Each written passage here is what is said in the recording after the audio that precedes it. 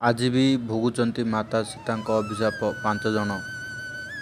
ଯେବେ ରାଜା ଦଶରଥ ମୃତ୍ୟୁ ପରେ ପିଣ୍ଡଦାନ କରିବା ପାଇଁ ସାମଗ୍ରୀ ଆଣିବାକୁ ଯାଇଥିଲେ ରାମ ଓ ଲକ୍ଷ୍ମଣ। ଆସିବାରେ ବିଳମ୍ବ ହେବାରୁ ମାତା ସୀତା ପିଣ୍ଡଦାନ କରିଲେ। ତାପରେ ରାମ ଓ ଲକ୍ଷ୍ମଣ ଆସିଲେ। ମାତା ସୀତା କହିଲେ, ମୁଁ ପିଣ୍ଡଦାନ କରିଲି ସମୟରେ 5 ଜଣ ସାକ୍ଷୀ ଅଛନ୍ତି।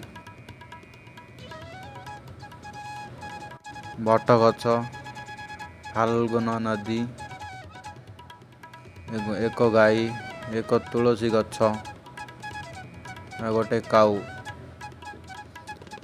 ଆଉ ଗୋଟେ ବ୍ରାହ୍ମଣ। ସମସ୍ତଙ୍କୁ ପଚାରିଲେ। ରାମଚନ୍ଦ୍ର ମିଛ କହିଲେ ସବୁ, ଖାଲି ବଟଗଛକୁ ଛାଡ଼ି ସବୁ ମିଛ କହିଲେ। ମିଛ କହିବାରୁ ମାତା ସୀତା ବହୁତ ଜୋର ରାଗି ଯାଇଥିଲେ। ଅଭିଶାପ ଦେଲେ। ଫାଲ୍ଗୁ ନଦୀକୁ ଅଭିଶାପ ଦେଲେ, ତ ନଦୀରେ କେବେ ବି ପାଣି ରହିବନି। ଗାଈକୁ ଅଭିଶାପ ଦେଲେ, ଘରେ ଘରେ ପୂଜା କରିବେ କିନ୍ତୁ ସମସ୍ତଙ୍କ ଅଇଁଠା ଖାଇବାକୁ ପଡ଼ିବ। ତୁଳସୀ ଗଛକୁ ଅଭିଶାପ ଦେଲେ,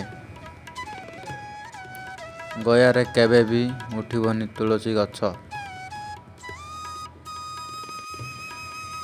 ଆଉ କାଉକୁ ଦେଲେ ଅଭିଶାପ,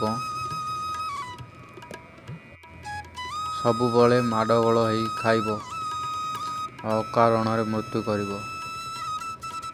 ବ୍ରାହ୍ମଣକୁ ଅଭିଶାପ ଦେଲେ, କେତେ ଦକ୍ଷିଣା ଦେଲେ ବି ସନ୍ତୁଷ୍ଟ ହେବେନି ବ୍ରାହ୍ମଣ ଓ ଦାରିଦ୍ର୍ୟ ରହିବେ ସବୁବେଳେ।